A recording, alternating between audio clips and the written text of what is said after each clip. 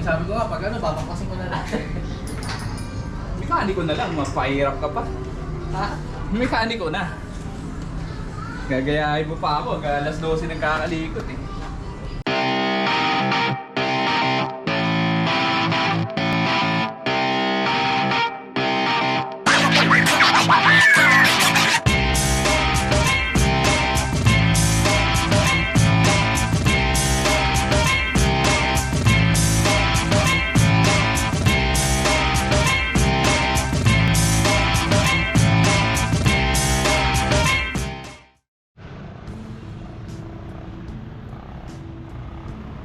Hey guys, what's up? Very short ride lang tayo ngayon papuntang Makapagal. Actually, life cycle Makapagal. Hindi tayo mag-bike shop visit. Bibili tayo ng brake pads for the Avid brakes ni GT. Preparation para sa isang long ride. But this video is about vlogging tips with GoPro. So, iti-testing natin yung Hypersmooth. So, galing tayo sa GoPro Hero 5. Hindi pa uso yung Hypersmooth. So, ngayon, may Hypersmooth 3 na. Tapos, meron pa siyang Hypersmooth Boost. So, sobrang ganda na. Minsan, kahit na makaldag na yung kalsada, maganda pa rin yung kuha. So, i-testing natin yan dun sa mount na pinaka-notorious sa kaldag. Dun sa talagang shaky, which is yung handlebar. So, kadalasan sa handlebar, talagang wala kang makukuha matinong video, lalo na pag street riding. Ito yung gagawin natin, street riding. Dadaan tayo sa medyo mga mabako na kalsada. So, we'll test it out. POV muna natin is paharap or facing the road. Tapos mamaya, pauwi, try natin yung facing the driver or the biker naman. Let's go!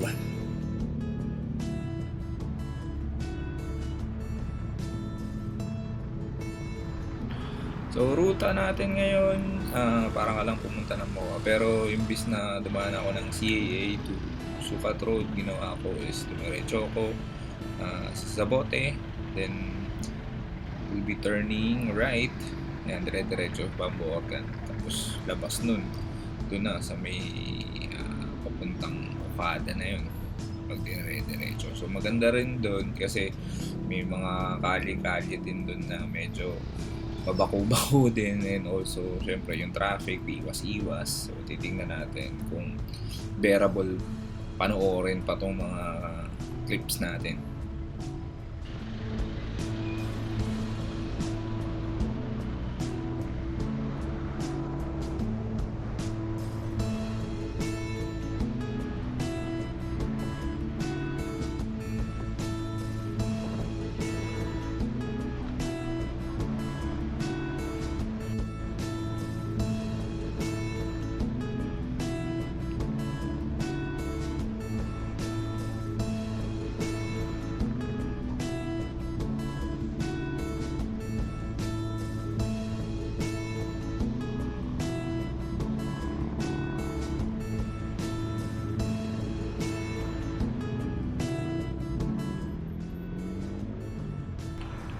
So, quick fact sa GoPro Hypersmooth na feature.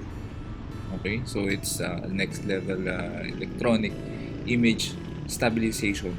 So, ibig sabihin, if you're familiar with the gimbal na mga handheld gimbals, yung mga kinakabit sa mga camera for stabilization.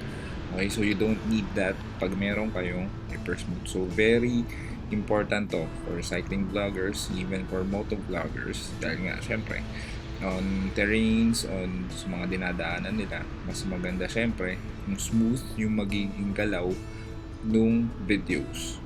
Yan, para hindi masakit sa ulo. Okay, so if you choose to have a gimbal dun sa camera mo, wala kang image stabilization, okay lang naman. Yun nga lang, hassle, diba? Kasi nag-bike ka or nagmomotor ka, kasi naka-gimbal pa yung camera mo. It's gonna be bulky. So, ito yung recommended talaga na mga system. So, don't worry, hindi lang sa GoPro Hero 9 yan. This started out yung Hypersmooth. Yung pinakauna, I think, is GoPro Hero 7.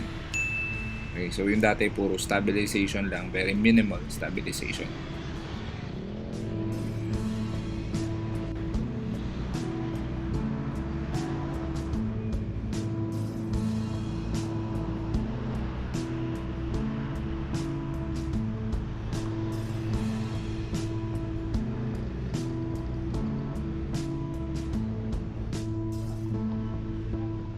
Additional info, pagka gumagamit kayo ng Hypersmooth, nagkakaroon siya ng cropping. If you have a Hypersmooth dun sa GoPro ninyo and you set it to a higher level, yun, so nagkakaroon ng cropping.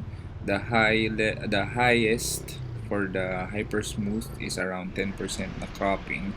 With the Hypersmooth boost, hindi ko makita kung gaano kalaki talaga, but I think siguro lampas na lang ng konti ito sa 10% yung cropping. So halimbawa na lang, napansin nyo sa mga gilid-gilid nagkaroon ng mga putol, yun dahil dun sa Hypersmooth. Ako, I usually shoot yung videos ko for super wide angle, kaya kung mapapansin nyo medyo nagiging mas tight siya kaysa nung nagsushoot ako dun dati sa GoPro Hero 5. Naka super view din yun. Actually, super view yung pinakamalapad. Ngayon sa GoPro Hero 9, super view pa rin ginagamit ko. Pero, yun nga, meron ng Hypersmooth boost. So, yun. Lagi ko siyang ino-on. Tinatry ko since mas maganda siya. Kahit na medyo magulo yung pag-shoot, nagagamit ko pa rin yung footage. Yun yung kagandaan sa kanya.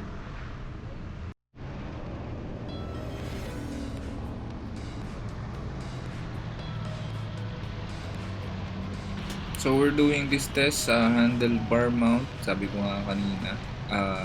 Yun, para at least magkaroon tayo ng options for shooting yung mga cycling vlogs or moto vlogs or saan man. Yan, so kasi dati talaga I started out actually yung mga budget na mga action cams. Hindi pa ako nag-vlog yun, pero yun, when I document yung rides, may kita nyo yun dito, yung mga lumang video dito na uploaded sa YouTube. Mga SJ4000 pa noon.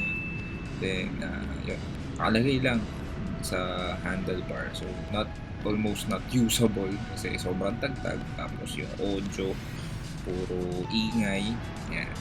So, ngayon, at least with this technology, although yun nga, medyo pricey yung mas bago, pero yun, meron mga lumang model for GoPro na meron ng ganito. Ayan, so, option siya bukod dun sa chesty at saka bukod dun sa hawakan nyo lang yung camera, pwede kayo magdagdag ng additional angle or footage. Pwede nyo idikit to sa different types of, marami ngayong handlebars. Ako nga, naka-bookbar ako. So, marami kayong pwedeng kabitan pagka ganito. Tapos still usable for air vlogs kasi nga hindi siya masakit sa ulo. And so far so good. Dinaanan natin yung dun sa may Las Piñas and dito sa may Paranaque. May mga matagtag na parts dyan. Okay naman. Yan. Tapos syempre lalagyan na lang magandang background din. Lalo na kung medyo matugtag na, maririnig nyo yung mga kaldag-kaldag na yun.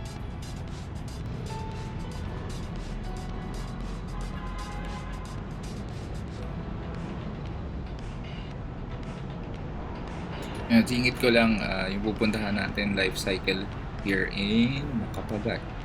Okay, so kung bakit dito pa ako dumayo for the Avid brakes. Actually, bumili na ako ng generic brake pads. You can also buy from online like Lazada or Shopee.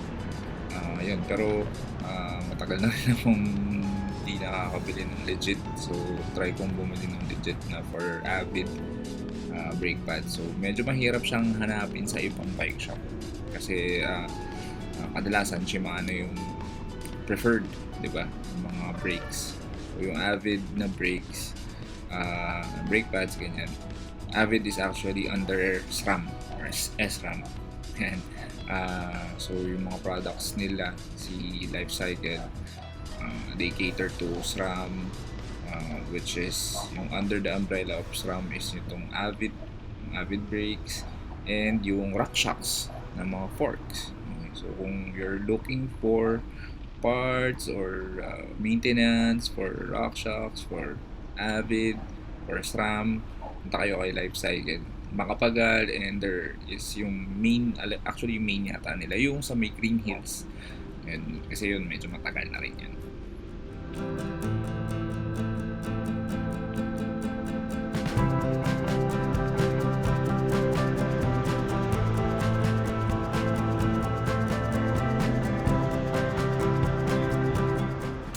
So before tayo makarating dito kay life cycle, so ito na yung ating test for your handlebar mount na e-beach stabilization.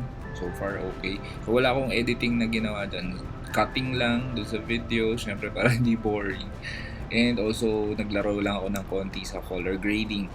Okay, kaya papansin nyo iba yung kulay ng video. Pero yun, any warping or stabilization sa post-editing wala akong ginawa. So yun na yun. Yun na yung ganyan siya ka-stable even on handlebar mount.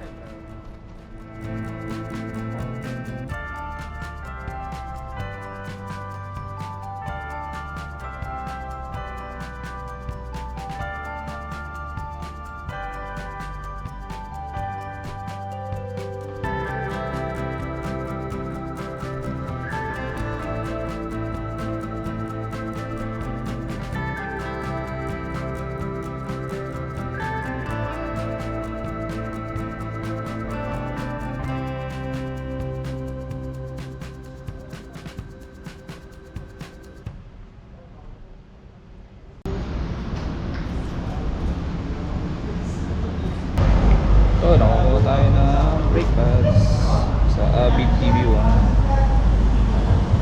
Walang box, mas mura. Dalawa na binili natin. Pag may box, mas mahal. Ayos, cycle. Ano lang to? Bali, 450. Pagka may box, 900. 450, dalawa na. 900, dalawa na pag walang box. Ayos.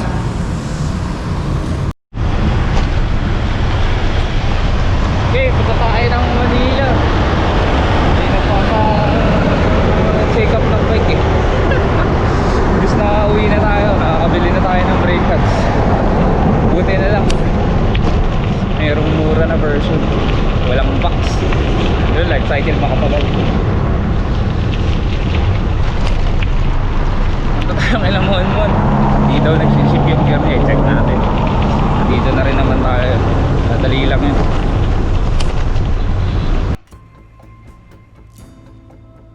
So yun, POV natin ngayon is facing the biker.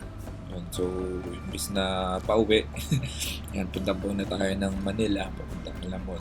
So check natin yung bike na may problema eh. Baka di dalhin sa mekaniko, baka tama rin. Yun, so far, okay naman. The Hypersmooth is working very well.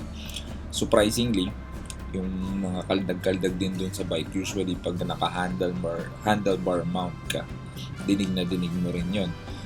Surprisingly ito, kahit na medyo dumadaan tayo sa mga babako, hindi naman siya yung sobrang ingay. Yun nga lang, pansin nyo, kanina, yung nagsasalita ako, since medyo malayo sa'yo, siguro kasi sa akin yung camera, mahina yung audio.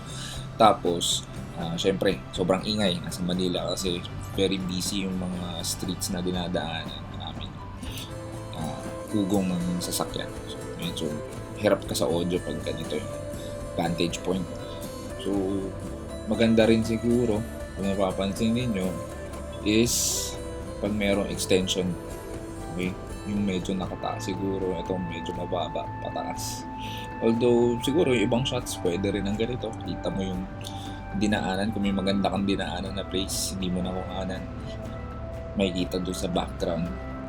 So, pero yung ibang angle, paminsan-minsan pwede dito sa mga shots na to. Tapos siguro yun, pwede kang magdala ng parang extension, ikakabit mo dun sa mount para medyo mas mataas, parang selfie without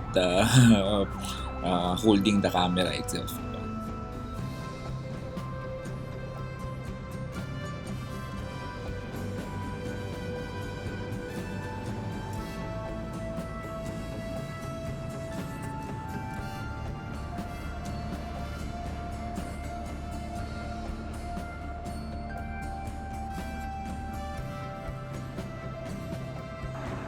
Ito, so some more shots or videos, so mga twist and turns, maneuvering through traffic, para makita nyo rin if okay ba, or you can consider this type of mount or vantage point para dun sa action camera ninyo. Yan.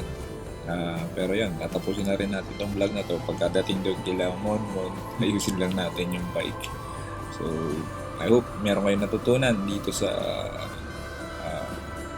using the feature of the Hyperboost yun na pwede nyo ilagay doon sa handlebar mount. So, usable na yung handlebar mount ngayon with this GoPro. Yan. So, may mga action cameras din naman na non-GoPro ngayon na alam ko may stabilization feature sila. So, you can test it out also kung bearable yung ganitong klase POV or point of view. So, sana na-enjoy nyo or may natutunan kayo. So, please consider subscribing kung nagustuhan nyo to and always stay safe and stay strong syempre.